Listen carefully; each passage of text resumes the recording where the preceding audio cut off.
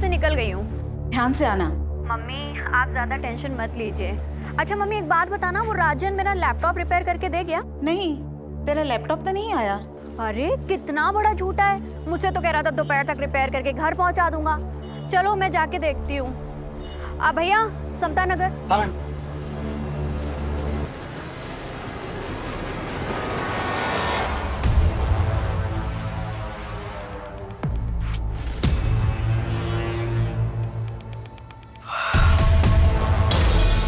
सरफराज, हाँ? इतनी रात में क्या कर रहा है? कुछ भी नहीं, नींद नहीं आ रही थी तो पुरानी यादें ताज़ा कर रहा था। पुरानी यादें लैपटॉप में? आयशा ये क्या कर रही हो तुम? मैं शादी की वीडियो देख रहा था यार अपनी। आज तो हमारी शादी की वीडियो देख रहे थे ना, मैं भी देखती हूँ। तुम बिल्कुल ही पीछे पड़ जाती हो। शादी का वीडियो देख रहे थे या किसी की सुहागरात? कुछ भी। हाँ अच्छा, ये सब बोल के मूड बनाया जा रहा है ना, फैमिली प्लानिंग है ना। छोड़ो सरफराज, जब भी तुम्हारे पास आने की कोशिश करता हो तुम दूर कर देती हो मुझे। क्यों? मां नहीं बनना है या फिर बोर हो गई हो तुम मुझसे?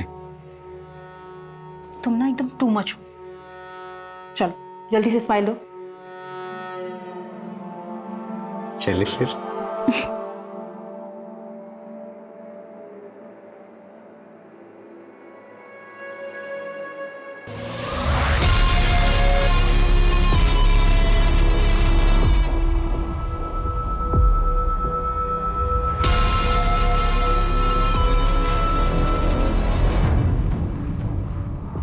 कहते हैं कि इंसान अपने तौर तरीके बदल सकता है, लेकिन फितरत बदलना बहुत मुश्किल काम है।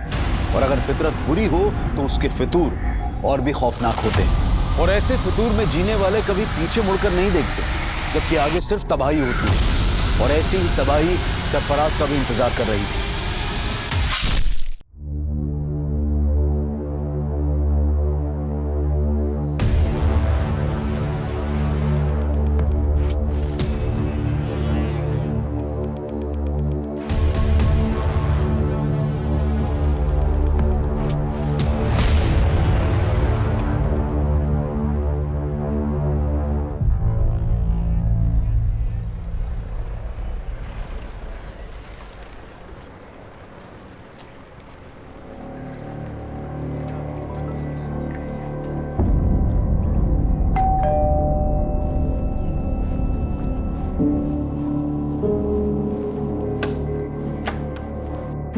आ गई बेटा? अच्छा जल्दी से फ्रेश हो जा, मैं तेरे लिए खाना लगाती हूँ। नहीं मम्मा अभी भूख नहीं है। दीप्ति बेटा, क्या हुआ? बहुत परेशान दिख रही है। कुछ नहीं पापा, बस थोड़ा सा थक गई हूँ।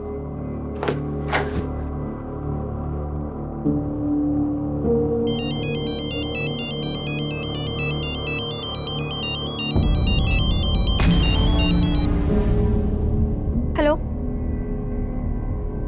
हेलो, अरे तुम कुछ बोल क्यों नहीं रहे हो? देखो तुम जो कोई भी हो ना, ये हरकतें करना बंद कर दो, वरना बिल्कुल अच्छा नहीं होगा।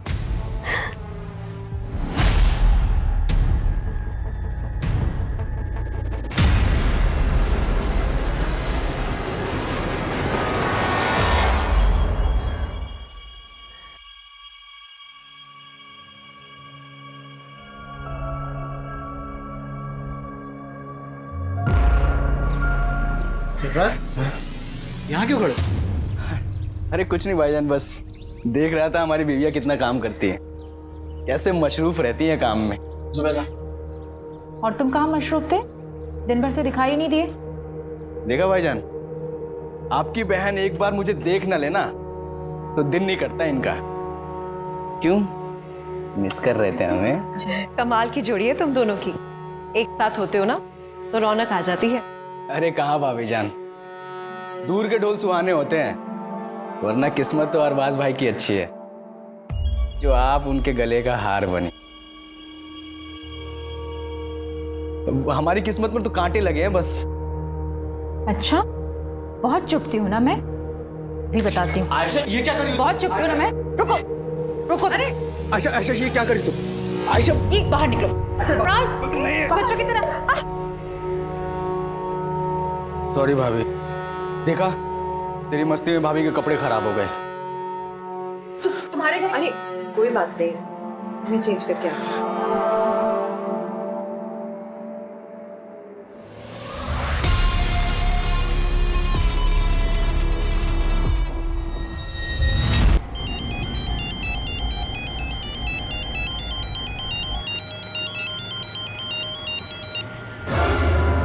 भैया जरा आराम से चलाइए आप।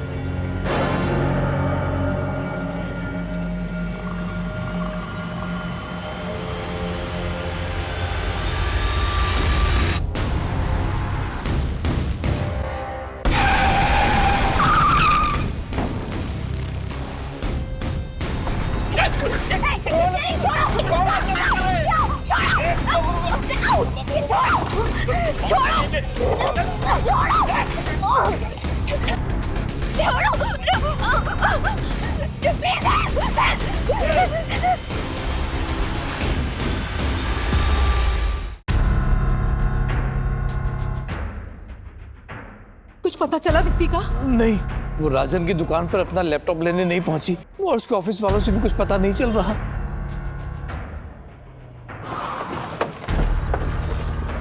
सर मैंने ही फ़ोन किया था आपको। यहीं से अगवा करके ले गए सर। मैं उन्हें यहीं समता नगर लेकर जा रहा था, इतने में वहीं से 2 लड़के आए और उठा कर ले गए सर।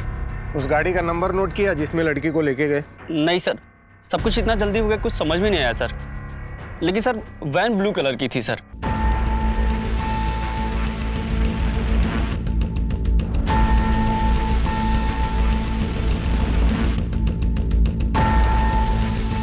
दीप्ति किडनैपिंग केस देखते ही देखते इतना बड़ा बन गया था कि ये केस तुरंत क्राइम ब्रांच को सौंप दिया गया।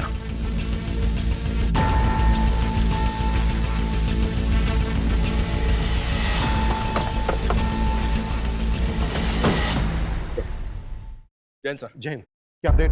सर बोरीवली कॉम्प्लेक्स से किडनैपिंग स्पॉट तक उस ऑटो का ट्रेल चेक किया। जहां जहां सीसीटीवी मिला वहां उस ऑटो के पीछे वैसी कोई ब्लू बैंड नहीं दिखे सर। और जहां किडनैपिंग हुई थी वहां सीसीटीवी नहीं था, इसलिए वैन आगे किस डायरेक्शन में गई इसका ट्रेस भी नहीं मिला। किडनैपिंग हुए 16 घंटे हो गए, पता नहीं सब लड़की किस हाल में होगी, और तुम कह रहे हो कि कुछ भी ट्रेस नहीं हुआ है। वो वैन जरूर किडनैपिंग स्पॉट से जंगल की तरफ गई होगी, उस डायरेक्शन में चेक किया? जी हाँ सर, वहां पूरी रात पेट्रोलिंग हुई है और उस पैच में कहीं सीसीटीवी नहीं सर, और ज्यादातर स्ट्रीट लाइट्स खराब पड़े। मैं मानता हूँ क्रिमिनल्स इन बातों का फायदा उठाते हैं, लेकिन हम ये एक्सक्यूज नहीं दे सकते। पता है ना मीडिया में कितना बवाल हो रहा है। सर जिस लड़की की किडनैपिंग हुई थी उसकी पहचान पता चल गई है।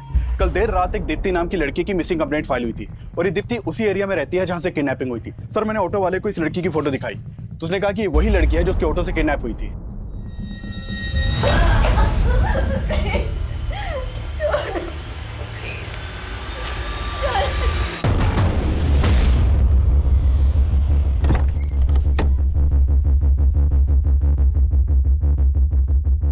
अरे लेकिन कुछ तो पता कीजिए, 2 दिन हो गए उससे गायब हुए हुए। अब मैं आपको कॉल करता हूँ थोड़ी देर में। क्या दीप्ति किडनैप हुई है? आपको किसी तरह की कोई फरौती का कॉल आया? नहीं सर। किसी पर शक है आपको? सर एक लड़का दीप्ति को काफी दिनों से परेशान कर रहा था। कौन लड़का? पता नहीं सर, लेकिन काफी टाइम से दीप्ति परेशान लग रही थी। कुछ दिन पहले वो फोन पे किसी के साथ झगड़ा कर रही थी, तभी इस बात का पता चला। देखो तुम जो कोई भी हो ना, ये हरकतें करना बंद कर दो, वरना बिल्कुल अच्छा नहीं होगा।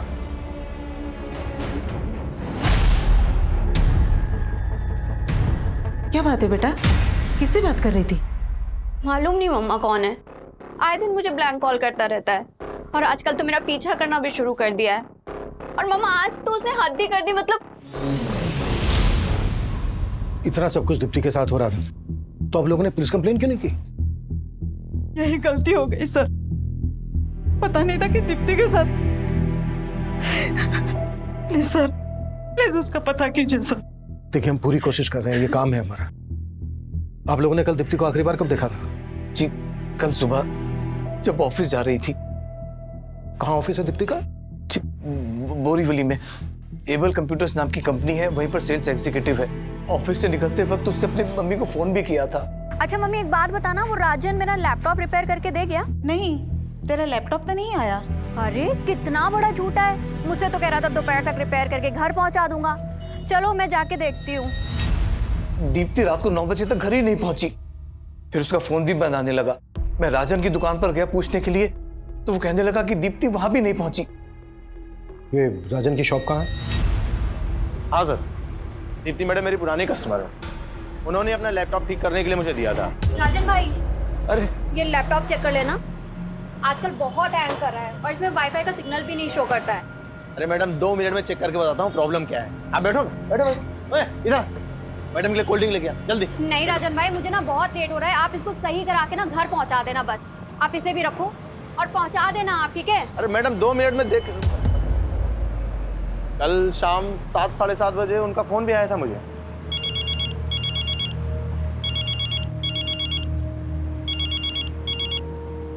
दीप्ति मैडम मैं आपको ही फोन करने वाला था।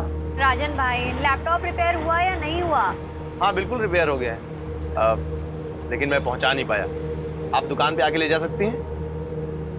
चलो ठीक है, फिर मैं ही आकर ले जाती हूँ। लेकिन फिर वो आई नहीं। रात में उनके पापा आए थे, दीप्ति को लेके काफी परेशान थे। दीप्ति की किडनैपिंग तो यहाँ पास में ही हुई थी, तुम्हें इस बारे में कुछ पता नहीं चला? नहीं सर, मुझे तो आज सुबह ही पता चला इस बारे में। दीप्ति ने इसको बताया था कि वो इसकी शॉप पर आ रही है और किडनैप हो गई। इसकी बैकग्राउंड चेक करो और पता करो कि इससे कनेक्टेड किसी आदमी के पास ब्लू कलर की वैन है क्या, जिसमें दीप्ति किडनैप हुई।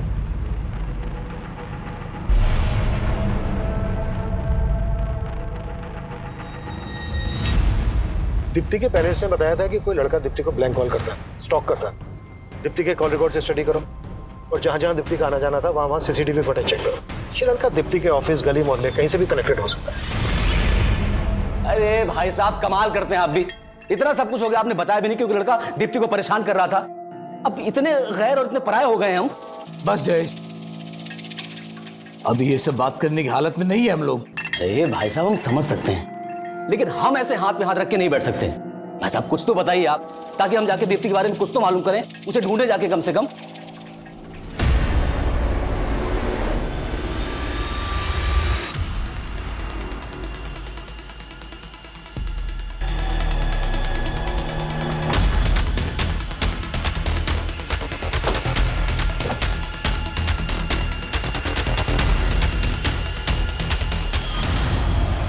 हालत देखकर तो लग रहा है सर इसके साथ भी हुआ है।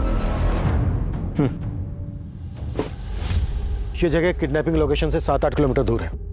आसपास पता करो, शायद किसी से उस ब्लू कलर की वैन के बारे में पता चल जाए जिसमें दीप्ति किडनैप हुई थी। Okay sir. इस लड़के को जानते हैं आप लोग? नहीं सर। क्या इसी लड़के ने? संकेत नाम है इसका। इसका नंबर हमें दीप्ति के कॉल रिकॉर्ड्स में है। इनफैक्ट ये अपने 2 अलग-अलग नंबर से दीप्ति को कॉल करता था। सर एक मिनट, मैंने इस लड़के को ही देखा है।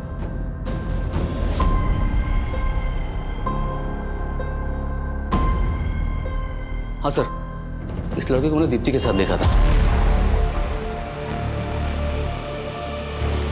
दीप्ति बहुत गुस्से में लग रही थी। जब मैं वहां पहुंचा तो लड़का चला गया वहां से। दीप्ति क्या हुआ? निकलो यहाँ से तुम। कौन था ये? दीप्ति ने तो कुछ नहीं बताया। हो सकता है कि ये वही लड़का हो जो उसको स्टॉक कर रहा था। जब इस लड़के को दीप्ति के साथ देखा था आपने, कब की बात है? काफी समय पहले थी। कहाँ देखा था? दीप्ति के ऑफिस के बाहर। सर मैंने कुछ नहीं किया दीप्ति के साथ, वो मेरी अच्छी दोस्त थी इसलिए फोन करता था उसको। वो भी 2 नंबर से स्टॉक करता था उसको, पीछा करता था उसका? नहीं सर, मैं उसको स्टॉक क्यों करूंगा सर, वो मेरी बहुत अच्छी दोस्त थी, बल्कि मैं तो उसके साथ शादी भी करना चाहता था। अच्छा, तो बात यहाँ तक पहुँच गई थी? सर मैं झूठ नहीं बोलूंगा, मैं जिस कंपनी में जॉब करता हूँ उनको दीप्ति की कंपनी कंप्यूटर सप्लाई करती है, इस वजह से हमारी फोन पर बातें होती थी। उसके बाद हम दोनों एक दूसरे को पसंद भी करते थे। ये लो। Thank you. यार दीप्ति, तुम इतनी इंटेलिजेंट हो, MBA भी किया हुआ है तुमने, ये कंपनी में क्यों फंसी हो? तुम्हें तो बहुत अच्छे जॉब ऑफर्स मिल सकते हैं। फंसी नहीं हूँ संकेत, मैं ना बस सही मौके का इंतजार कर रही हूँ। सही मौका मिलते ही मैं सीधा अब्रॉड। सच में? और जॉब के अलावा क्या सोचा है तुमने? मतलब? मुझे नहीं पता कि तुम कैसे रिएक्ट करोगी, but I really like you. क्या तुम भी मुझसे? सर पसंद तो वो भी मुझे करती थी, पर सर दीप्ति शादी करने के लिए तैयार ही नहीं थी। संकेत, मैंने तुम्हें कितनी बार बोला है कि मैं शादी के लिए अभी प्रिपेयर नहीं हूँ। यार दीप्ति, तुम सिर्फ अपने बारे में सोच रही हो। क्या तुम मुझसे प्यार नहीं करती? यार बार बार वही सवाल। मैंने बोल दिया, अब मुझे इस टॉपिक पर कोई बात नहीं करनी है संकेत। सर, उसके बाद तो उसने मेरा फोन उठाना ही बंद कर दिया, इसलिए मैंने दूसरा नंबर लिया था और उसको कॉल करता था मैं। हेलो, अरे तुम कुछ बोल क्यों नहीं रहे हो? सर, 1-2 बार उसने फोन उठाया, लेकिन मैं बात करने की हिम्मत जुटा नहीं पाया, और जब बात करने की कोशिश की तो वो और ज्यादा नाराज हो गई थी। हेलो हेलो दीप्ति, कैसी हो तुम? तुम मुझे इतने दिनों से ब्लैंक कॉल कर रहे हो? नहीं दीप्ति, मैं तो बस तुम्हें... बस करो, तुम्हारी फितरत ना मैं बहुत अच्छी तरीके से जानती हूँ, और अब मुझे दोबारा फोन मत करना। सर, मैं तो बस उसको एक बार मिलना चाहता था, लेकिन उसका कोई जवाब ही नहीं आया। और जब तेरी ये समझ में आया कि वो तुझे अवॉइड कर रही है तो ये बात तेरे से बर्दाश्त नहीं हुई, इसलिए तूने दीप्ति को किडनैप किया और उसके बाद उसको किया और मर्डर कर दी। सर, क्या बात कर रहे हैं आप? मैं सच बोल रहा हूँ, मैंने उसके साथ कुछ भी नहीं किया, मैं कसम खाता हूँ। जब तुमने उस लड़के को दीप्ति से झगड़ते हुए देखा तब मुझे क्यों नहीं बताया? उस दिन तो बड़ी बड़ी बातें कर रहे थे, अब मुझसे ही पूछ रहे हो कि लड़का कौन है? अरे भाई साहब, अगर तब बता देते ना तो बड़ी मुसीबत हो जाती। अच्छा ठीक है, आज बता रहे हैं तो क्या आप सुन रहे हैं? क्या कहना क्या चाहते हो तुम? भाई साहब, कहना ये चाह रहे हैं कि आप दीप्ति को अच्छी तरह से जानते थे, वो कैसी थी। अगर तब बोलते ना तो कहते कि मेरी लाइफ में ताक झांक कर रहे हो। देख लिया ना आपने, आप लोगों से कितना छुपाती थी वो। खबरदार जो मेरी बेटी के बारे में कुछ बोला तो। वो अब नहीं रही है। और नहीं भाभी जी, मेरे कहने का मतलब ऐसा नहीं था। तुम्हारा सब मतलब समझती हूँ मैं। मुझे ये बताओ कि तुम दीप्ति के ऑफिस के पास क्या करने गए थे? सर, दीप्ति की पोस्टमार्टम रिपोर्ट के मुताबिक पहले दीप्ति को देकर बेहोश किया गया, फिर उसको किया गया। ये तो दीप्ति की लाश देखकर लग ही रहा था। Cause of death suffocation. लेकिन सर, किलर यहीं तक नहीं रुका, दीप्ति की लाश के साथ भी कई बार किया गया। ये कोई विकृत मानसिकता वाला ही कर सकता है। संकेत ने कुछ उगला? नहीं सर, लेकिन हाँ सर, किलर ने दीप्ति की बॉडी से अपना डीएनए भी वाइप आउट कर दिया। दीप्ति को 2 लोगों ने किडनैप किया था। अगर संकेत दीप्ति की किडनैपिंग में शामिल है तो उसका कोई दूसरा साथी भी होगा। एक काम करो, संकेत को जाने दो और नजर रखो इस पर, और पता करो कि संकेत से कनेक्टेड किसी भी आदमी के पास ब्लू कलर की वैन है क्या। और सर, इसके अलावा राजन के बारे में एक बात पता चली है। राजन पे तकरीबन 1 साल पहले एक लड़की ने स्टेशन का चार्ज लगाया था। केस स्ट्रॉन्ग नहीं था, इसलिए छूट गया। इसे देखकर ही लग रहा था कि आदमी ठीक नहीं है। लेकिन सर, फिलहाल इसके बैकग्राउंड में ऐसा कोई नहीं मिला है जिसके पास कोई ब्लू कलर की वैन हो। 1 मिनट। हाँ अभिषेक बोलो। सर, राजन के बारे में पूछताछ की तो राजन का एक हेल्पर गिरीश सामने आया है, तो उसके पास राजन का एक लैपटॉप भी है। सर, ये राजन भाई का लैपटॉप है जिसमें राजन भाई ने वो लड़कियों की गंदी गंदी तस्वीरें रखी है साहब। ये लैपटॉप तुम्हारे पास कैसे आया? साहब, वो राजन भाई क्या, मैं बहुत सालों से काम करता था साहब, और पिछले 3-4 महीने की पगार वो मेरी लटका के रख रहे थे, और जब मांगने गया तो सब धक्का मार के बाहर निकाल दे रहे थे साहब। नहीं देता पगार, चल निकल यहाँ से, चल निकल। तो गुस्से में आके मैं लैपटॉप उठा के भाग गया साहब। ये लैपटॉप में जो लड़कियां हैं, कौन है ये? सर, वो मालूम नहीं सर मुझे। राजन का दीप्ति को लेकर कैसा बिहेवियर था? साहब, राजन भाई तो थोड़े अयास हैं साहब, मैंने साहब को बताया था साहब, और दीप्ति मैडम को लेके उनकी नज़र कुछ ठीक नहीं थी साहब। ठीक है, जाओ तुम। Thank you sir, thank you. Deepti के साथ जिस तरह से किया गया उससे तो यही लगता है कि ऐसी मानसिकता वाला आदमी ऐसा कर सकता है। चेक करो, हो सकता है इसमें दीप्ति के भी फोटोग्राफ्स हो, और राजन को लेके आओ। सर,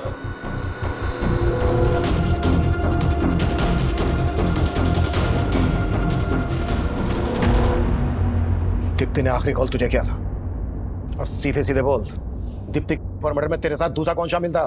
सर, मैंने कुछ नहीं किया है, आपको जरूर कोई गलतफहमी हो रही होगी। तेरे लैपटॉप में जो न्यूड पिक्चर्स हैं, किन लड़कियों की हैं? मेरे लैपटॉप में? मेरा कौन सा लैपटॉप? अरे वही लैपटॉप जो गिरीश तेरी दुकान से लेके भागा था। हाँ सर, गिरीश मेरी दुकान से लैपटॉप लेकर भागा था, लेकिन सर वो लैपटॉप मेरा नहीं है, वो तो एक लड़का मेरी दुकान पे मुझे बेच के गया था। अच्छा, तो कहानी सोच क्या है? सर, मैं सच बोल रहा हूँ, एक दिन एक लड़का उस लैपटॉप को लेकर मेरी दुकान पे आया था और मुझे बेच के गया था।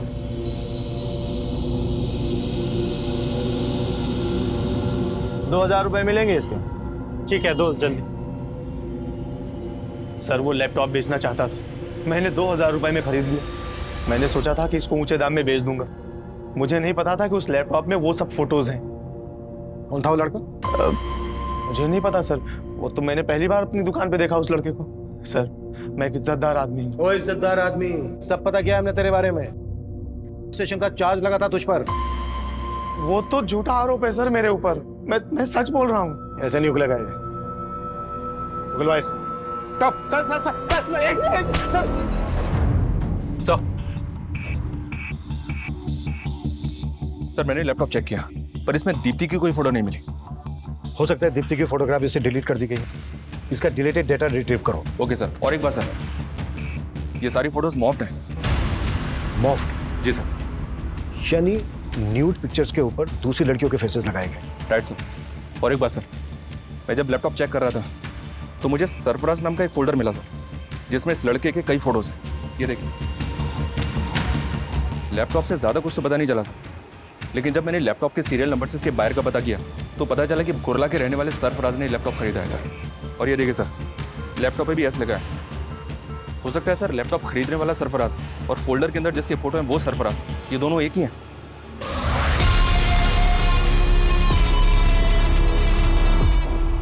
पॉसिबल है। अभिषेक, कुर्ला पुलिस से कांटेक्ट करो और सरफराज को लेकर आओ। सर।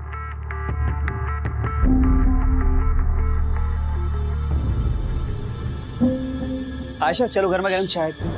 सूरी,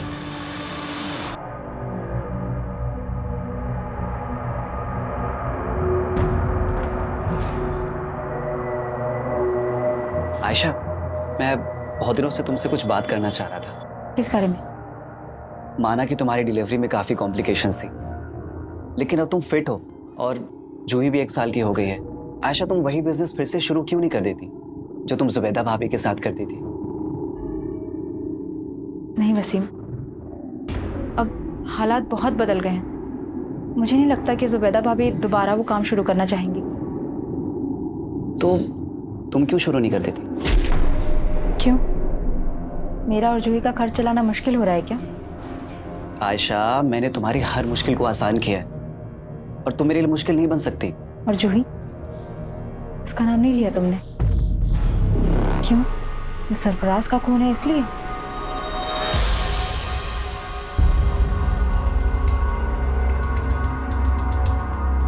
जिस लड़के ने तुझे लैपटॉप भेजा, ये वो?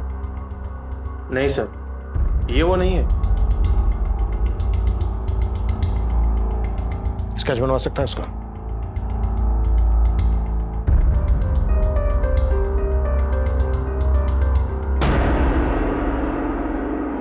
हाँ, वो लड़का कुछ कुछ ऐसा ही दिखता था। 2000 रुपए मिलेंगे इसके। ठीक है, दो। दीप्ति का जहां जहां आना जाना था वहां की मैंने सीसीटीवी फुटेज चेक करने के लिए बोला था। क्या अपडेट है उसका?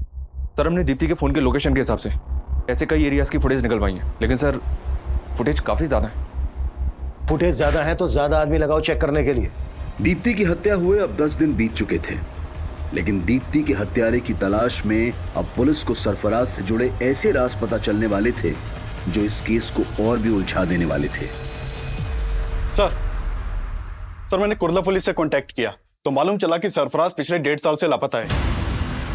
लापता है?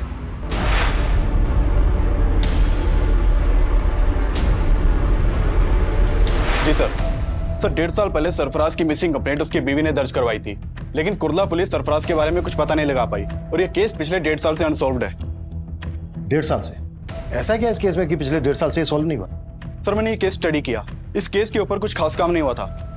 बस इस विलास नाम के आदमी के ऊपर शक जताया गया था क्योंकि इसने सरफराज को आखिरी कॉल किया था, लेकिन सर इसके खिलाफ बाद में कुछ मिला नहीं तो इसे छोड़ना पड़ा। 1.5 साल पहले सरफराज गायब होता है और 1.5 साल के बाद ये लड़का सरफराज का लैपटॉप राजन की दुकान पर बेचता है। दीप्ति राजन को लास्ट कॉल करती है और राजन की दुकान पर जा रही होती है। बीच रास्ते में ही दीप्ति का किडनैप हो जाता है, उसका रेप और मर्डर कर दिया जाता है। दीप्ति का रेप और मर्डर केस सरफराज के केस से जरूर ताल्लुक रखता है। सरफराज और इस स्केच वाले लड़के के बारे में पता लगाने के लिए हमें विलास और सरफराज से ताल्लुक रखने वाले सभी लोगों से मिलना पड़ेगा।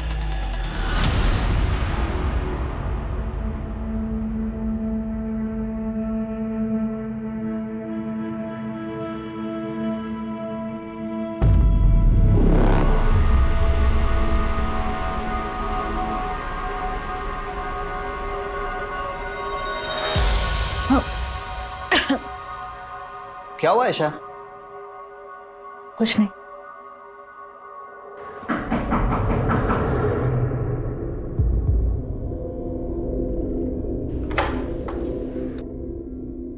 जी आयशा, जी हाँ।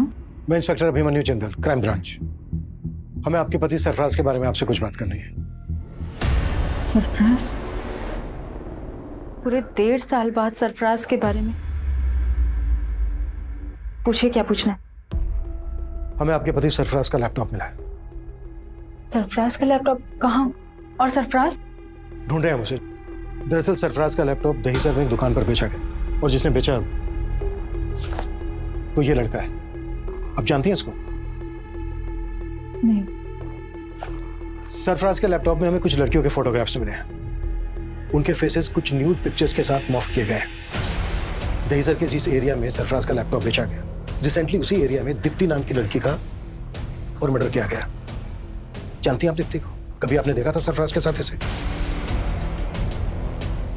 जी नहीं, मैं इस लड़की को नहीं जानती, लेकिन मैं इतना ज़रूर जानती हूँ कि सरफराज के लैपटॉप में बहुत सारी लड़कियों के फोटोग्राफ्स थे, लेकिन मैंने कभी किसी लड़की के न्यूड फोटोग्राफ्स नहीं देखे। वो यही थी लड़कियां? नहीं, मैं इनमें से किसी को नहीं जानती, लेकिन हाँ, सरफराज से ज़रूर जानना चाहती थी कि ये लड़कियाँ कौन थी, कौन है ये लड़कियाँ, और इनके फोटोग्राफ्स तुम्हारे लैपटॉप में क्या कर रहे हैं सरफराज?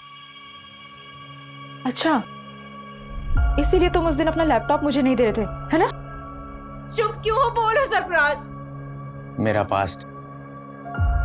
तुमसे शादी करने से पहले ये सारी लड़कियां मेरी लाइफ में आई थी एक एक करके, और मैं सबसे प्यार करता था। फिर मुझसे शादी क्यों की? क्योंकि मैं इन सबके प्यार में नाकाम हो चुका था। मैं नहीं चाहता कि हमारा रिश्ता नाकाम हो। इतना सब जानते हुए भी मैंने सरफराज को माफ कर दी, लेकिन वो भरोसे के लायक ही नहीं था। एक दिन वही हमें छोड़कर चला गया। लेकिन सरफराज की मिसिंग कंप्लेंट लिखवाते वक्त ये बातें तो आपने बताई नहीं थी। क्योंकि मुझे उम्मीद थी कि एक दिन वो लौटकर जरूर आएगा। मेरे पेट में उसका बच्चा था, लेकिन ना तो उसे मेरी परवाह थी, ना ही अपने बच्चे की। अगर वसीम ना होते, ना तो आज मैं जिंदा होती, ना ही मेरी बच्ची। वसीम? आप ही वसीम है? जी सर, मैं वसीम, सरफराज का दोस्त। और अब हम पति पत्नी। हाँ सर, आज से 1.5 साल पहले से मैं सरफराज के कांटेक्ट में था सर। वो एक ब्रोकर था और मुझे एक प्लॉट की तलाश थी सर, और इसलिए मैं उससे मिला था। और ये बात सर मैंने कुर्ला पुलिस को भी बताई थी। लेकिन 1.5 साल बाद अब हमें पता चला है कि इस आदमी ने सरफराज का लैपटॉप दहीसर में बेचा था। क्या उस दौरान कभी इस आदमी को सरफराज के साथ देखा था?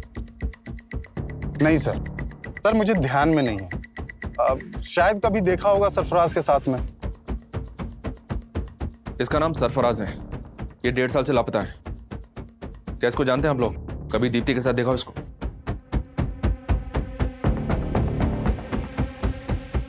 और इसको?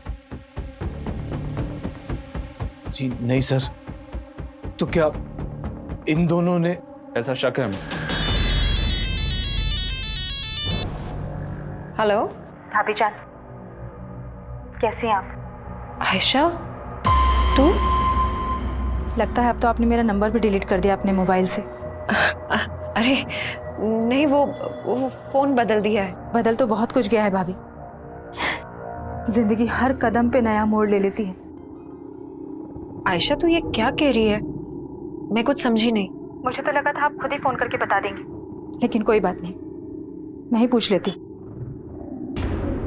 पुलिस को क्या बताया आपने मेरे बारे में? पुलिस? आयशा, ये क्या कह रही है तू? क्यों? पुलिस सरफराज के बारे में पूछताछ करने के लिए आपके पास नहीं आई?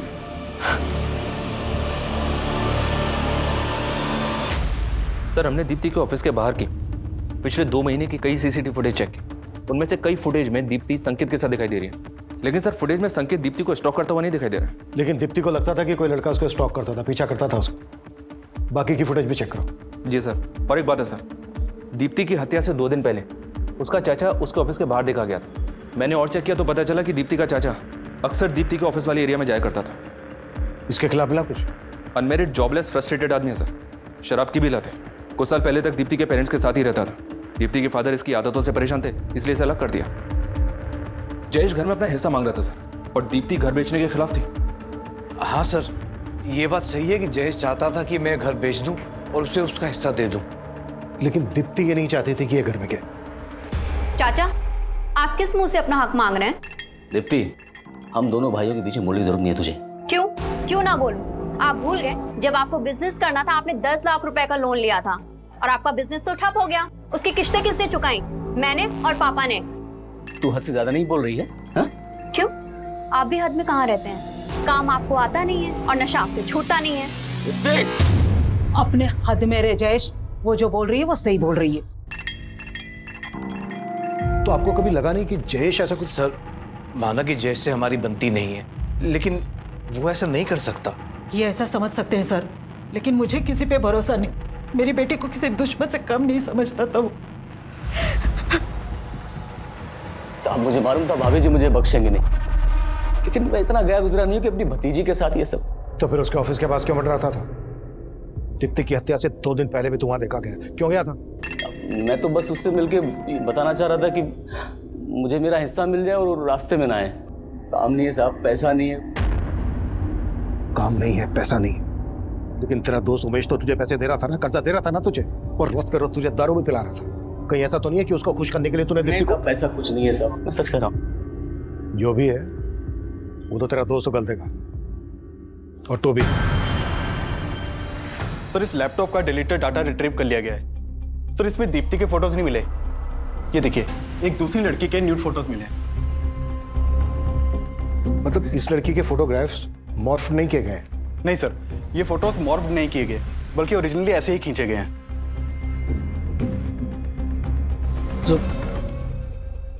जुबैदा, क्या सोच रही? आपने हमेशा अपनी बहन के बारे में सोचा, कभी उसकी जिंदगी दागदार नहीं होने दी, लेकिन मुझ पर लगा ये दाग मुझे हमेशा परेशान करता रहेगा।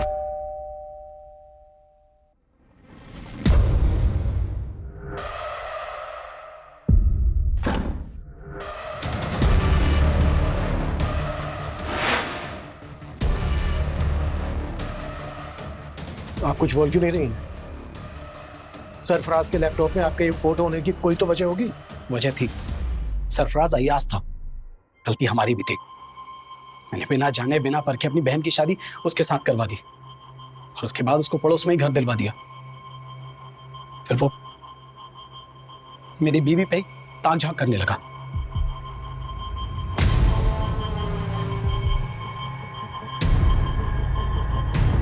मुझे कभी भी उसकी नीयत पर शक नहीं हुआ। मैं और आयशा तो मिलकर एक साथ अच्छे से काम कर रहे थे, काम बढ़ भी रहा था, लेकिन फिर अचानक मुझे माइग्रेन का प्रॉब्लम हो गया।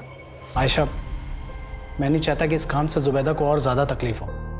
डॉक्टर ने 2 महीने का हैवी कोर्स दिया है। देखो, इस दवा को खाने से इसको ज्यादा नींद आएगी। तुम बात को समझो।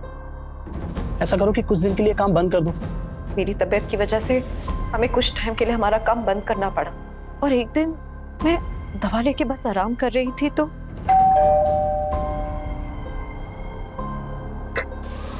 हाय भाभी। क्या हुआ? आपकी तबीयत ठीक नहीं है? नहीं, वो थोड़ा सर बहुत चकरा रहा था। अरबाज भाई कहाँ हैं? अगर आपकी तबीयत इतनी खराब थी तो मुझे बताना चाहिए था। मैं दवा के नशे में थी, और फिर अचानक न जाने कैसे मेरी आंख लग गई,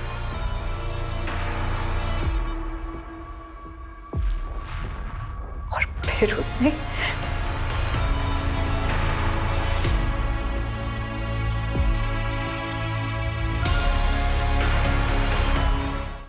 तब मुझे कुछ नहीं पता चला, लेकिन जब आंख खुली तो फिर अरबाज घर वापस आए तो मैंने उन्हें सब कुछ बता दी। मैं तो उसी वक्त पुलिस के पास जाना चाहती थी, लेकिन इन्होंने मना कर दिया। उसके बाद हम यहाँ मेरे मायके चले आए, लेकिन सरफराज ने उसके बाद मुझे ब्लैकमेल करना शुरू कर दिया। सरफराज, तुम ये सही नहीं कर रहे हो, मैं आयशा को सब कुछ बता दूंगी। तो बता दो, डरता नहीं हूं मैं। सरफराज, सरफराज, क्यों तू मेरी बहन और मेरी बीवी की जिंदगी बर्बाद कर रहा है? ठीक है, आप जैसा बोल रहे हो मैं वैसा ही करूंगा। बस एक रात के लिए जुबैदा को मेरे साथ छोड़ दो। चिल्ला मत। अगर मेरी बात नहीं मानी तो जुबैदा की फोटो इंटरनेट पे अपलोड कर दूंगा। सर, उसने नाक में दम कर दिया था, इसीलिए तुमने उसे अपने रास्ते से हटा दिया। नहीं, इसकी मदद से। नहीं सर, हम इसे नहीं जानते सर। जुबैदा और अरबाज सस्पेक्ट नजर आ रहे थे, लेकिन सरफराज के साथ क्या हुआ होगा इसको लेकर पुलिस नतीजे तक नहीं पहुंच पा रही थी और उन्हें उस आदमी की तलाश थी जिसने सरफराज का लैपटॉप राजन को बेचा था। सर, हमने इस फुटेज को क्लोजली एग्जामिन किया तो ये देखा, एक दो जगह और ये दीप्ति के पीछे जाता हुआ देखा। शर्मा, पता करो इसके साथ दूसरा और कौन था। जी सर। सर मैंने कुछ नहीं किया था सर, मैंने क्या किया सर? सब पता चल गया है हमें। तू ही दीप्ति को स्टॉक करता था, पीछा करता था उसका। और हमने तेरे उस मैकेनिक दोस्त नरेश के बारे में भी पता लगा लिया, जिसके गैरेज की ब्लू कलर की वैन में तुम दोनों ने मिलकर दीप्ति को किडनैप किया। तेरे उस मैकेनिक दोस्त ने सब कुछ उगल दिया है। बेहतर यही होगा कि तू भी उगलते। सब राजन भाई नहीं है क्या? राजन भाई तो बाहर है। अच्छा, मेरा हार्ड ड्राइव ठीक हो गया? हाँ, वो हो गया ठीक मैडम। दो अच्छी लगती थी दीप्ति मुझे। दिन रात उसका चेहरा मेरे मन में घूमता रहता था, छूना चाहता था मैं उसको। पागल हो गया था मैं, पागल।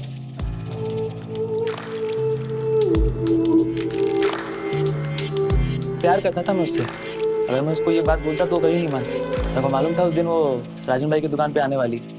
आप दुकान पे आके ले जा सकती हैं। अपने दोस्त का प्लान बना के उठा लिया उसको।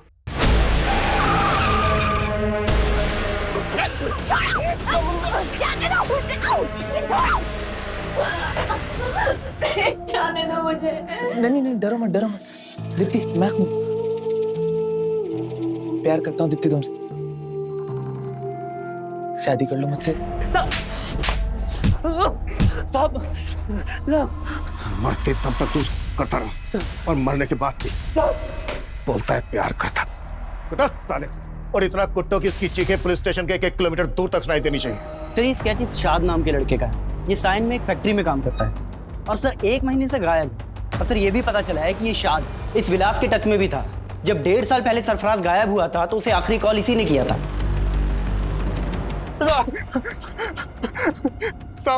साथ मेरा दोस्त था साहब, और वो लैपटॉप मेरे स्टोर रूम में रखा हुआ था साहब। बिना पूछे मुझसे उठा के ले गया और उसे भेज दिया साहब। तो शाद इस वक्त कहाँ है? आपने उसका स्केच दिखाया था ना, मैं डर गया था साहब, मैंने उसे गांव भेज दिया। तो तूने और शाद ने मिलकर सरफराज को गायब किया था? नहीं साहब, शाद ने कुछ नहीं किया है साहब। तो फिर कौन मिला हुआ था तेरे साथ? कहाँ है सरफराज? क्या किया उसके साथ?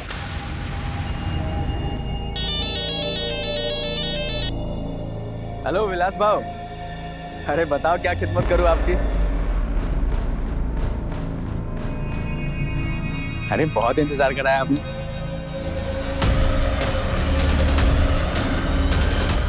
सरफराज ने जब मेरी बेटी जुबैदा के वो गंदी फोटो खींचे तब वो मेरे दामाद के साथ मेरे घर सूरत आ गए। मेरी बेटी की तरह मैं भी चाहता था कि हम पुलिस के पास जाए, मगर मेरा दामाद नहीं माना। अगर हम पुलिस के पास गए तो हमारी बहन की जिंदगी बर्बाद हो जाए। अरे कैसे बातें कर रहे हैं आप? बात समझिए। अब अगर पुलिस के सामने अगर ये बात आई तो हमारी बड़ी बदनामी होगी। अभी पुलिस नहीं, मैं फिर भी खून के घूंट पी के रह गया। लेकिन जब उसने मेरी बेटी की फोटो इंटरनेट पर डालने की धमकी देनी शुरू की तब मैं खुद गया उसे समझाने, उसकी मिन्नतें करने।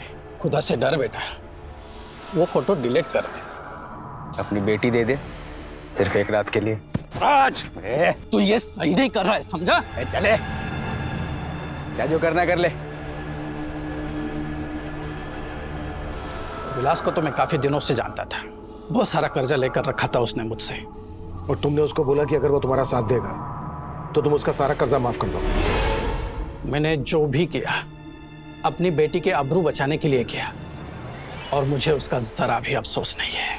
जुबैदा के पिता यूसुफ ने कहा कि उसे अपने किए का कोई पछतावा नहीं है, और हमारे समाज और हमारे आसपास शायद ऐसे कई लोग होंगे जो शायद ये सोचते होंगे कि सिर्फ सरफराज ही क्यों, अगर दीप्ति के गुनहगार गिरीश का भी सरफराज जैसा ही अंजाम होता तो शायद गलत नहीं होता।